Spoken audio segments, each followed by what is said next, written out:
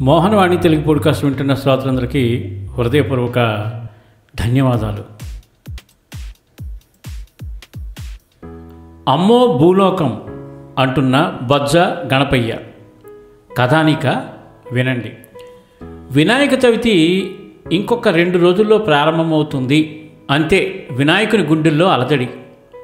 భూలోకంలో భక్తులు అందించే పూజలు అందుకోవాలా వద్దా అనే మీమాంసతో అటు ఇటు తిరుగుతూ ఏమి చేయాలో అర్థం కాక తొండంతో ఒళ్ళంతా బాదుకుంటూ ఉన్నాడు. అంతలో అక్కడకు శివుడు వచ్చాడు.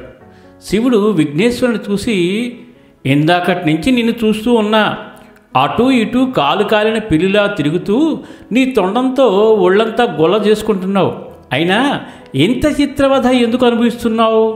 విషయం ఏమిటి అని అడిగాడు.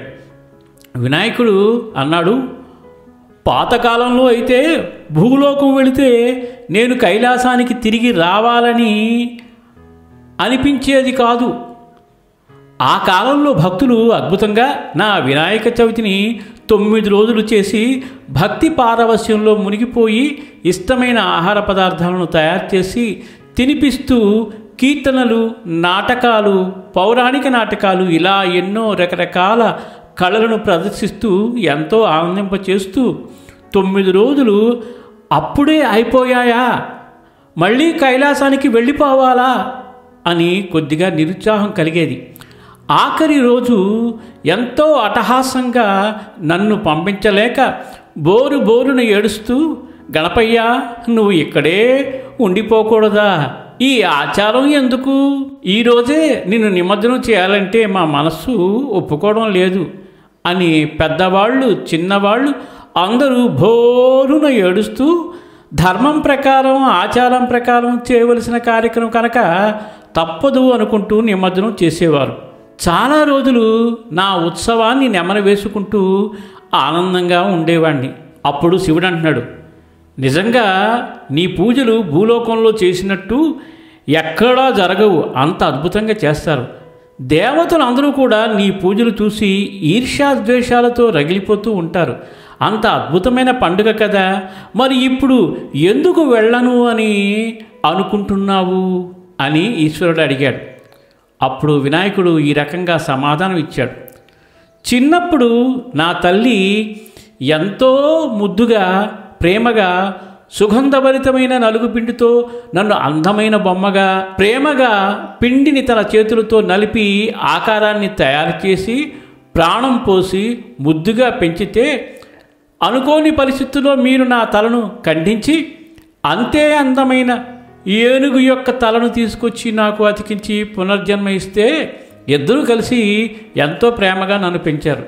ఇప్పుడు భూలోకంలో చూడండి, కలుషితమైన మట్టితో రసాయనాలతో తయారు చేసిన ముద్దతో ఇష్టం వచ్చినట్లు చేతులతో పిసికి కాళ్ళతో తొక్కి శుభ్రత లేకుండా నన్ను నా రూపాన్ని మార్చి మార్చి వారికి నచ్చినట్లుగా వెగటు పుట్టించేటట్లుగా వింత కొలిపేటట్లుగా నాకు పిచ్చి పిచ్చి వికారమైన ఆకారాలను తయారు చేస్తూ నా శక్తికి మించిన శరీరాన్ని పెంచి నేను మోయలేనంత భారాన్ని నా మీద పడవేసి ఆ బరువు మోయలేక నేను విలవిలలాడుతూ ఉంటే వాళ్ళు ఆనందంతో పైశాచిక ఆనందం పొందుతూ భక్తి శ్రద్ధలు లేకుండా వారు సరదాగా కాలక్షేపం కోసం నన్ను మండపంలో పెట్టి పిచ్చి పిచ్చి పాటలతో చూడలేని నృత్యాలతో పిచ్చెక్కిస్తున్న భక్తులపై నాకు అసహ్యం కలుగుతోంది. పైగా నేను మోయలేనంత తినలేనంత లడ్డూలు తయారు చేసి డాంబికంగా నా చేతిలో పెట్టి వాటిని అమ్మి లక్షలాది రూపాయలు ఆర్జిస్తూ తాగి తందనాలు ఆడుతున్నారు. నా ముందు ఊహు అంటావా మావా, ఊహు అంటావా మావా అని పాటలతో డ్యాన్సులు చేస్తూ చికెను మటన్ బిర్యానీలు వండి నా ముందు తినడం. అబ్బబ్బబ్బబ్బా, ఏమి చెప్పమంటావు తండ్రి? పూజలు చేయిస్తున్న పూజారులకు కట్నం ఇవ్వకుండా పంగనామాలు పెట్టి ఏడిపిస్తున్నారు. పోనీ నిమజ్జనమైన భక్తి శ్రద్ధలతో చేస్తారా అంటే అది కూడా నిరాశే కలిగిస్తుంది. శుచి శుభ్రత లేని మురికి నీటిలో నన్ను బలవంతంగా తోసేసి మునగకపోతే క్రేన్ల సహాయంతో ముంచేసి నా మీదకు ఎక్కి కాళ్ళతో తొక్కి తొక్కి నీళ్ళలో ముంచుతున్నారు. పైశాచిక ఆనందాన్ని అనుభవిస్తున్నారు. భక్తితో తన్మయత్వంతో నృత్యం చేస్తే నేను ఎంతగానో ఆనందిస్తాను, పరవశిస్తాను, ఆశీర్వదిస్తాను.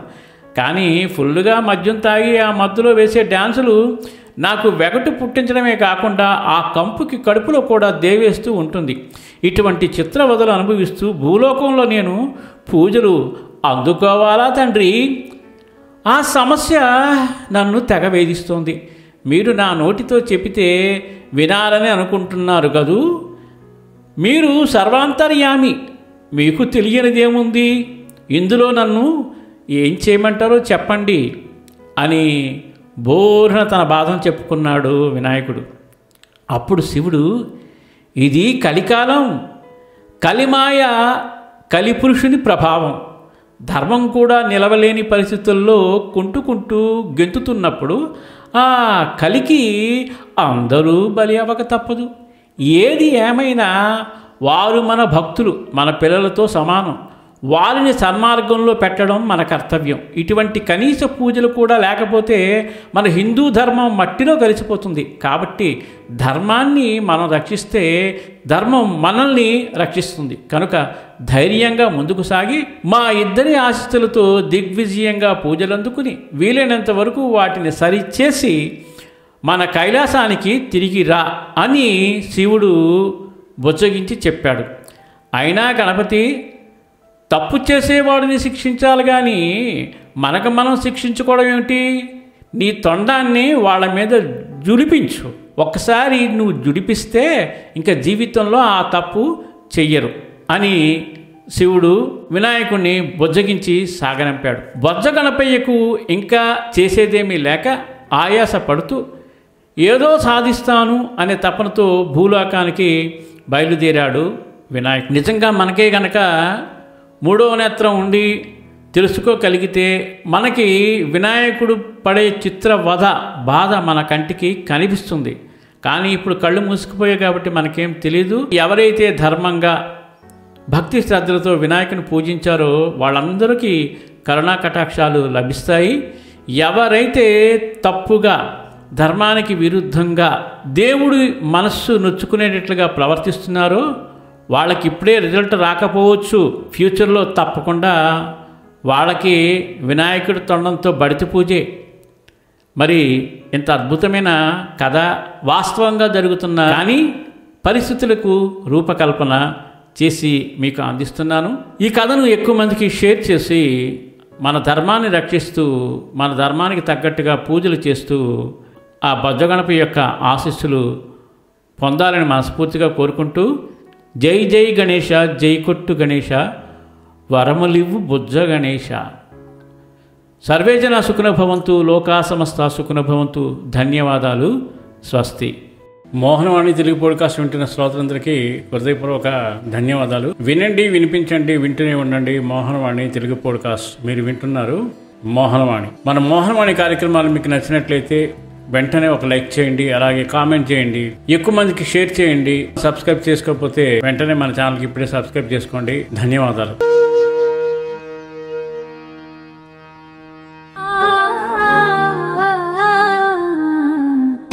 మోహనవాణి మదిని దోచే